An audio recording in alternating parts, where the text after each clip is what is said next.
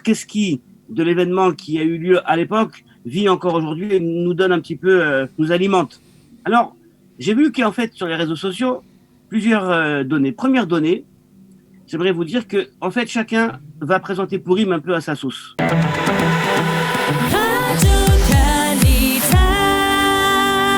Docteur Michael Benanbon, Pourim Saméar, bonjour, Boker Tov. Pourim Saméar. Merci d'être avec nous ce matin, d'avoir pris vos marges par rapport aux offices, aux célébrations de cette fête de Pourim pour être ensemble pendant quelques minutes. Nous allons avec vous terminer cette heure d'actualité comme on le fait chaque semaine, mais avec, on va dire, avec beaucoup plus de baume au cœur, beaucoup plus de joie dans le cœur ce matin en cette fête de Pourim. Alors avec vous, je voudrais qu'on essaye de comprendre ce que représente aujourd'hui la fête de Pourim, en particulier sur les réseaux sociaux, parce qu'on a toute forme d'expression de la fête de Pourim et on a du mal à s'y reconnaître là-dedans. Expliquez-nous. Oui, alors d'abord, Chag Sameach à tous et à tous les auditeurs et auditrices.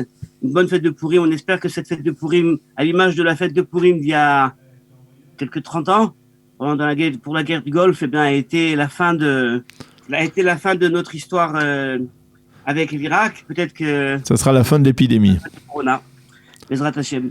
Alors, ce qui est très intéressant, en effet, c'est de voir comment la fête de Pourim est interprétée sur les réseaux sociaux. C'est-à-dire, quels sont en fait les messages qui sont véhiculés par les différents acteurs des réseaux sociaux pour donner un sens aujourd'hui à la fête de Pourim. Alors évidemment, la question est importante parce qu'on cherche tous un sens actuel à la fête de Pourim. Se réjouir sur ce qui s'est passé il y a 2500 ans, c'est très intéressant, c'est très mignon, mais c'est pas quelque chose d'important. Ça nous travaille pas. La raison, c'est pour laquelle on fait Pourim encore aujourd'hui, c'est de savoir qu'est-ce qui, de l'événement qui a eu lieu à l'époque, vit encore aujourd'hui et nous donne un petit peu, nous alimente. Alors, j'ai vu qu'en fait, sur les réseaux sociaux, plusieurs données. Première donnée, j'aimerais vous dire que, en fait, chacun va présenter Pourim un peu à sa sauce. Ce qui est très bien. Pourim, comme toutes les fêtes du monde juif, sont très riches. Alors, on en a certains qui vont parler de Pourim sur un mode historique. Par exemple, Shofar, le nouveau média très très bien qui s'est mis en place par Gabriel Lévy, alors va parler en fait donc de l'importance de Pourim via la terre d'Israël. C'est-à-dire, voici la situation des Juifs qui étaient déjà en exil, en Perse, qui avaient commencé à s'oublier un petit peu, à s'assimiler, et puis ils partaient au festin et on oubliait la terre d'Israël. Et donc le message en fait c'est attention, il faut rentrer en terre d'Israël. Message sioniste religieux classique. Donc Pourim a de la matière pour permettre à nos personnes intéressées d'interpréter dans ce sens-là, c'est très bien. Donc c'est le premier sens. Attention Pourim, en tout cas ceux qui ne sont pas encore en Israël, c'est d'unir en Israël. Ok. Deuxième message qu'on trouve sur les réseaux sociaux, ça a été initié il y a déjà quelques années, en voulant instituer en fait pour Tanit Esther, eh bien le Yom HaIgun, Yom HaGunot, oui. Le jour qui va en fait signifier la situation des femmes qui sont en incapacité de recevoir leur acte de divorce, le guet.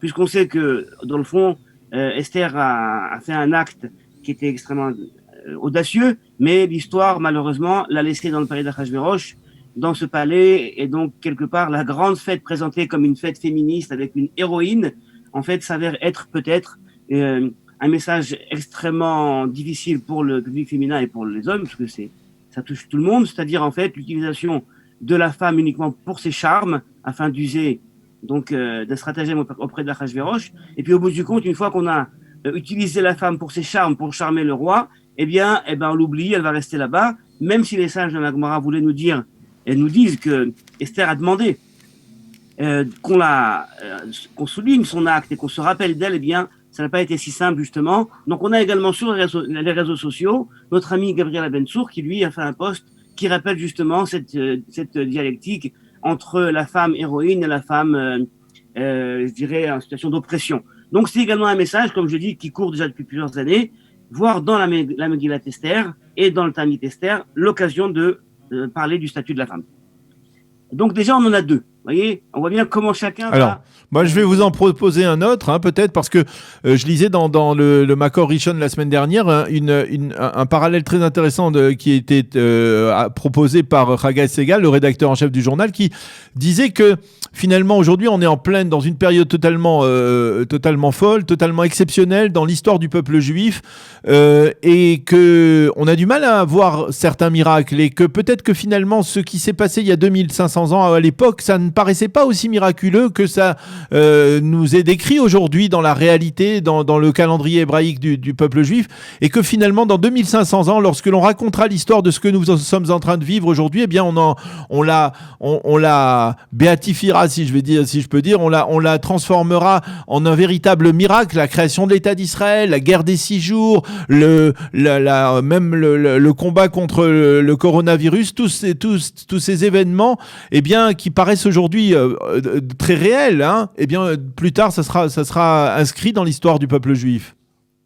Alors, c'est intéressant parce que ça va vraiment dans le sens de ce que dit la Gemara. C'est-à-dire que Esther a demandé aux Chachamim de souligner son acte et de transformer ça en un jour de fête, ou en tout cas lire un texte. Et les Chachamim ont dit, ah non, c'est pas bon. Et bien qu'encore une fois, Esther s'est passé quelques centaines d'années avant que la question ait été posée par les sages, a été rédigée par les sages. Mais en tout cas, ce que l'auteur de ce texte talmudique veut dire, c'est que les sages de l'époque, en tout cas, n'avaient pas la capacité de distance pour justement pouvoir poser la fête de Purim comme une fête. Et c'est uniquement donc plus tard, bien des centaines d'années plus tard, dans la Gemara, où on va avoir ce texte qui va donc rendre compte, dire en fond, ça a été fait tout compte fait. Mais c'est vrai, en effet, on n'a peut-être pas de recul sur les événements qui nous touchent. Alors j'aimerais vous proposer une troisième lecture. On a vu la lecture des sionistes, la lecture des féministes. Qu'est-ce qui nous reste ? Alors moi, attendez, si vous me proposez, j'aurais tendance à dire, moi, il y a toujours quelque chose qui m'étonne, c'est la lecture des orthodoxes. Alors, je sais pas si c'est ce qu'il voulait dire, mais moi, je m'étonne toujours de voir avec quelle, on va dire, facilité le monde orthodoxe lit la Megillah Esther, la Megillah de Purim, alors qu'elle raconte des choses qui peuvent parfois être choquantes. Je ne suis pas sûr que la reine Esther, si elle arrivait aujourd'hui dans le quartier de Mea Shearim à Jérusalem ou dans les quartiers de Bnei Brak, eh bien, elle serait accueillie en fonction de son rôle et de ses fonctions, parce que finalement, c'est une fille juive qui se marie avec un non-juif, un roi dans une constellation, on va dire, d'assimilation tout à fait particulière. Comment vous liriez cette Megillah si vous étiez orthodoxe ? Moi, je sais. Comment ça, si j'étais orthodoxe? Allez, c'est Purim, on peut jouer le jeu. Alors, en fait, moi, je ne sais pas s'il y a quelque chose qui dérange. Si Purim se déroulait aujourd'hui, et en effet qu'une jeune fille, eh bien, doivent être envoyées là-bas. Alors, les sages nous parlent d'une jeune fille qui était la nièce, ou alors peut-être même la femme de Mordechai, peut-être les deux en même temps. Alors, certains vont nous dire que c'était une population qui était déjà assimilée, puis d'autres vont nous dire qu'en fait, c'était quand même il siégeait au Sanhedrin, Mordechai. Enfin, je rappelle quand même que Mordechai et Esther ne sont pas des noms juifs, même si les sages veulent nous dire d'autres interprétations. Mais Mordechai, c'est lié à Marduk, Esther, c'est Astara. Donc, quelque part, ce sont des noms qui sont pris en effet de cultures différentes. En tout cas, dans le monde aujourd'hui, Haredi, pour le dire, je ne sais pas s'il y aurait eu une certaine réticence à envoyer des personnes d'autres populations. C'est-à-dire, on ne va pas envoyer peut-être nos filles à nous, mais on va envoyer des personnes sionistes, on va envoyer des personnes non religieuses. Mais toujours, encore une fois, il faut se rappeler que même dans la Gemara, et ça c'est très fort également dans le monde Haredi aujourd'hui, eh bien, le Maaseh d'Esther, l'action de Esther a été quand même le support de toute la réflexion halachique sur le Kiddush Hashem. Dans le traité de Sanhedrin, dans les pages Aïn He à peu près. Alors là-bas, Nun He, etc., on nous parle vraiment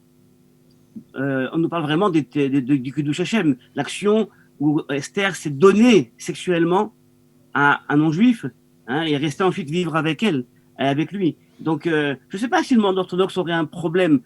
Aujourd'hui, le problème serait peut-être plus le problème de la boisson. Si aujourd'hui on devait interdire la boisson, interdit de fêter le Purim parce qu'on n'a pas de distance, là, ça poserait un véritable problème, à mon avis.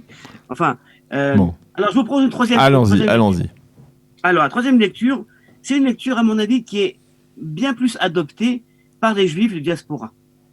Et en fait, c'est la lecture qui met le focus sur l'antisémitisme. En fait, Purim, c'est encore une fois la troisième version de l'antisémitisme biblique. Amalek dans le Shemot, l'histoire encore d'Amalek et de Agag dans Shmuel. Donc, encore une fois, cette histoire-là.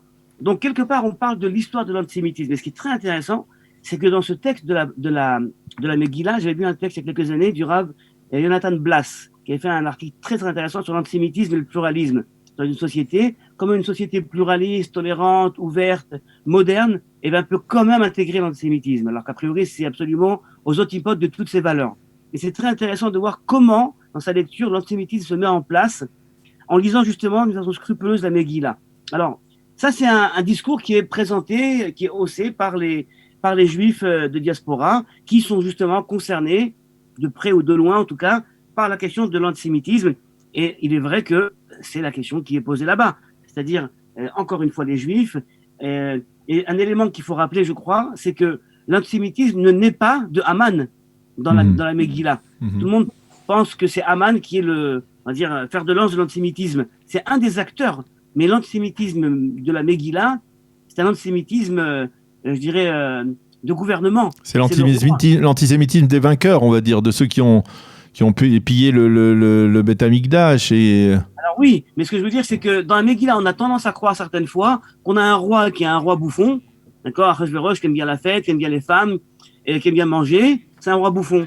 Et alors, ce roi-là, il a une sorte de ministre, Aman, qui arrive à le manipuler en fonction de ses désirs. Mais en fait, on voit bien que dans la Megillah, c'est Achashverosh qui demande à tout le monde de se prosterner devant Aman en créant ainsi le problème avec Mordechai. Donc la question de l'antisémitisme, elle est posée parce qu'il y a ici une fonction centrale du gouvernement qui demande l'antisémitisme, et elle est posée également par le juif de cour, Mordechai, qui lui, plutôt que de courber les chines, décide, d'une façon extrêmement d'ailleurs à la fois héroïque, mais extrêmement arbitraire et isolée aussi. Et voilà, de mettre en danger le peuple juif entier par une protestation comme ça publique. Moi, je ne vais pas me prosterner devant toi, alors qu'en vérité, la logique du juif de cour ou du juif diasporique, c'est de dire, nous sommes au fond, même si on est citoyen et on a des droits et on a des tanalins, on est quand même là-bas dans ces terres-là invités et à savoir ce qui va se passer. Donc Mordechai a en effet pris un risque énorme qui va lui être reproché, de mettre en danger en fait toute la société juive et le peuple juif de son époque. Ça, c'est donc la vision des personnes qui sont en dehors d'Israël, qui sont donc encore à corps avec l'antisémitisme et ses méfaits. On peut avoir encore une quatrième lecture ? Oui, allez-y. Alors, on a la lecture Breslev. Comment peut-on parler aujourd'hui ? On parlait de Breslev. On a la lecture Breslev, qui est en fait la lecture de la Chassidoute. Et la Chassidoute, en fait, elle est intéressée non pas à lire les textes de Torah comme des événements historiques, mais comme des événements intérieurs. Des choses qui sont déroulées à l'époque, qui se déroulent encore aujourd'hui, à l'intérieur de chacun de nous. Et c'est très intéressant que selon les textes de Rabbi Nachman, surtout Rabbi Nathan, son élève dans l'écouter à la Chot, il y a un focus qui est mis sur 3 motifs essentiels. On parle de la colère, on parle du festin et on parle de l'argent. Ce sont 3 motifs qui apparaissent également dans la Megillah. On voit le festin au début, la colère d'Achashverosh, le festin vers la fin, la colère d'Achashverosh, et on a l'argent qui est là au début avec toute cette mise en scène extraordinaire dans les festins. Et même dans les derniers psukim avec les impôts. Voilà, exactement. Et donc, quelque part, ce qui est passionnant, vous voyez, c'est que je vous rappelle que Rabbi Nachman et ses élèves étaient pauvres. Ils n'avaient pas un copec en poche. D'accord ? C'est pas des personnes qui roulaient sur l'or. Et il y avait tout de même dans l'environnement un mythe antisémite du juif et de l'argent. Oui. D'accord ? Et généralement, quand les antisémites disaient les juifs aiment bien l'argent, alors c'est vrai qu'on aime l'argent, mais ni plus ni moins que tout le monde, quoi. Un peu comme tout le monde, je crois. Alors, la tendance, c'est de dire, mais pas du tout, nous n'avons rien à voir avec l'argent. Oui. Nous, on est esprit, l'argent, c'est pas pour nous. Tout au plus, si ça arrive chez nous, c'est par un biais non calculé. Alors que chez Breslev, ils prennent ce mythe antisémite et ils disent, c'est vrai, nous aimons l'argent et nous voulons l'argent. Et ils développent une théorie métaphysique sur l'importance des juifs et de l'argent. En disant, au fond, on a besoin d'avoir cet argent-là pour diriger la façon dont il faut gérer la fortune dans le monde et la gérer d'une façon positive. Et ils disent, toute la Megillah vient nous donner la clé pour devenir riche. Est-ce que vous voulez écouter la clé pour la richesse ? Ou alors c'est trop pour Purim ? Alors je vais vous dire, la clé de la richesse chez Breslev, c'est lié au processus interne. qui est le processus de la colère. Une personne qui se met en colère, c'est une personne qui n'accepte pas qu'on lui refuse quelque chose, qui n'accepte pas l'insatisfaction. Et en fait, donc, de ce biais-là, sera toujours donc dans la volonté d'avoir encore et encore. Une personne qui se met en colère, c'est quelqu'un qui ne sait pas accepter sa situation. Il sera donc insatisfait constant. Un insatisfait constant ne pourra jamais être riche, selon Rabbi Nachman. L'insatisfaction comme vertu, comme mauvaise vertu, comme Mida Ra'a, ne pourra jamais amener à la richesse, parce que la richesse ne s'obtient que par un travail sur l'intérieur. Voyez. Or, et donc il y a toute cette idée-là que l'obtention des biens et de l'argent, eh bien, commence avant tout par un travail interne et non pas par un travail externe, je dirais, d'amener à droite à gauche des business à bien marcher. Donc voilà, en gros, vous voyez les quelques discours qu'on peut voir sur les réseaux sociaux concernant la fête de Purim. C'est toujours passionnant dans tous les cas, puisqu'il y a toujours une grande diversité d'avis et tous sont vrais. Eh bien, docteur Michael Benenbaum, merci beaucoup.